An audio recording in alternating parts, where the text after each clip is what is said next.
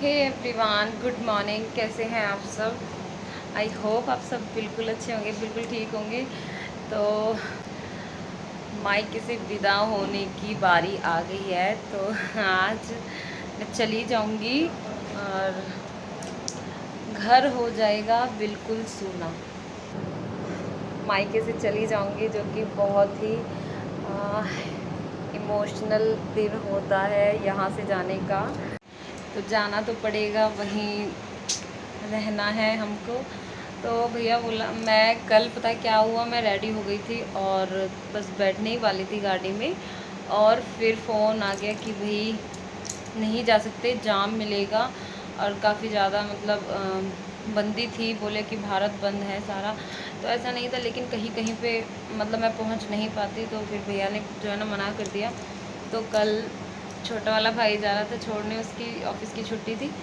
और आज फिर भैया ने, बड़े वाले भैया ने कहा कि मॉर्निंग में मैं छोड़ आऊँगा। तो मैंने कहा इतनी जल्दी क्यों? मॉर्निंग में बोला 5 बजे, और अभी तक जो है ना वो उठ के भी नहीं आए हैं। और मैं रेडी होकर भी बैठ गई, बच्चे भी रेडी हो गए। छोटी वाली बेटी ने उसको नहीं उठाया है।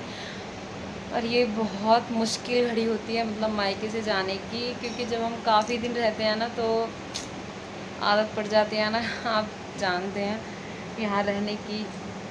और बहुत मतलब मन उदास हो जाता है एकदम से छोड़ के जाने का।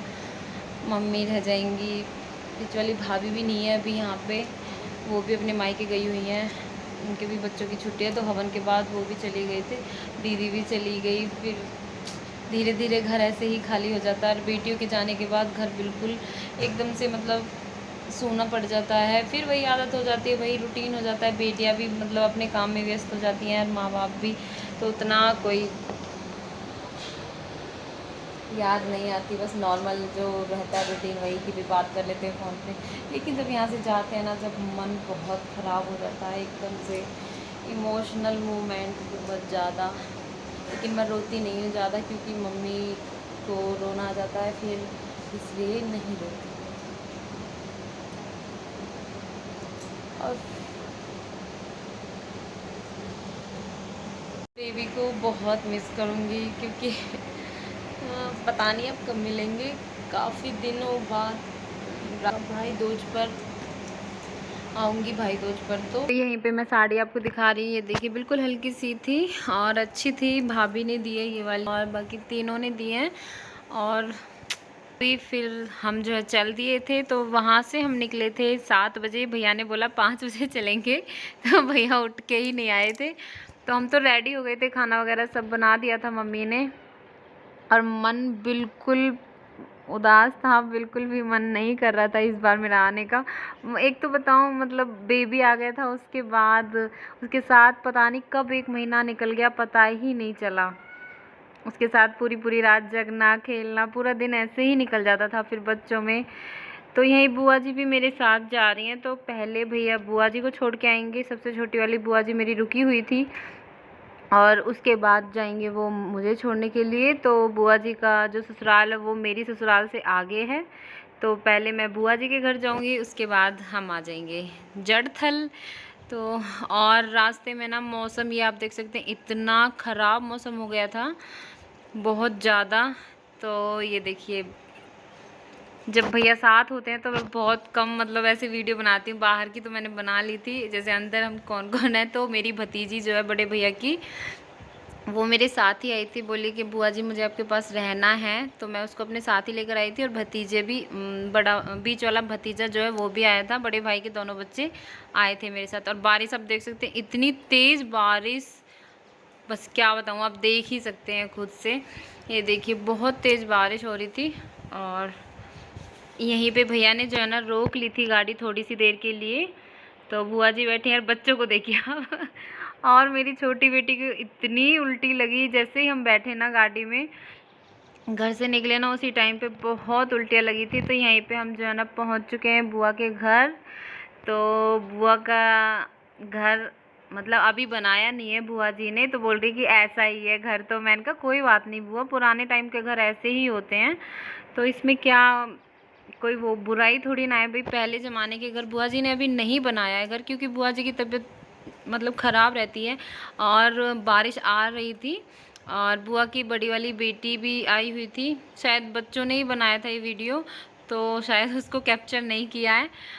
तो कोई नहीं, फिर मिलेंगे तो ज़रूर मिलवाऊंगी। तो ये बुआ के कमरे हैं, पुराने टाइम का ये घर है। तो वही है ना, टाइम पे ही बनता है। तो वहाँ से हम चल दिए थे। बुआ ने कहा रुक जाओ, और नहीं, भैया ने कहा नहीं फिर लेट हो जाएंगे, फिर मेरे घर भी जाना है, ससुराल जाना है, और उसके बाद भैया को घर भी निकलना था। तो यहीं बस हम भी पहुँचने वाले हैं। और बारिश जो है ना हो ही रही थी।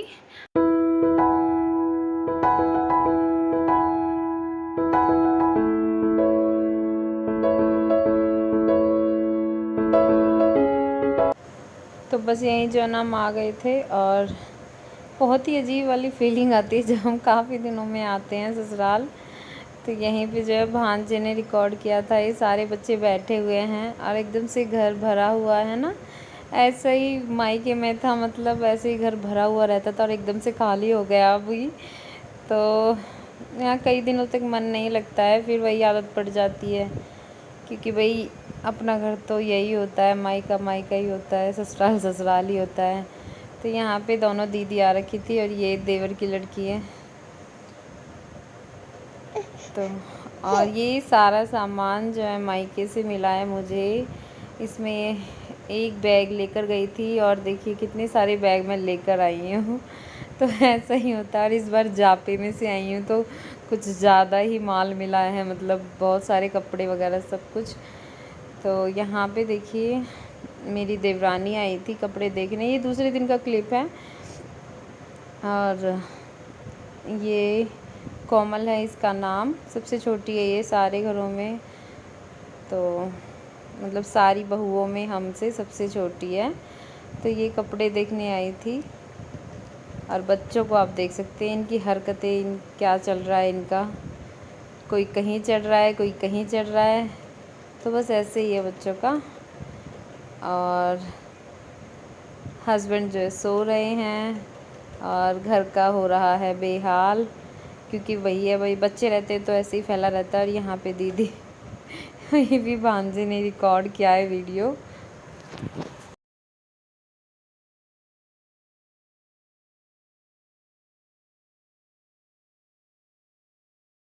तो बस यहीं पर जो है ब्लॉग एंड होता है। तो आप बताना ज़रूर कि कैसा लगा आपको, और कपड़े मैं जो है अगली वीडियो में दिखाऊंगी।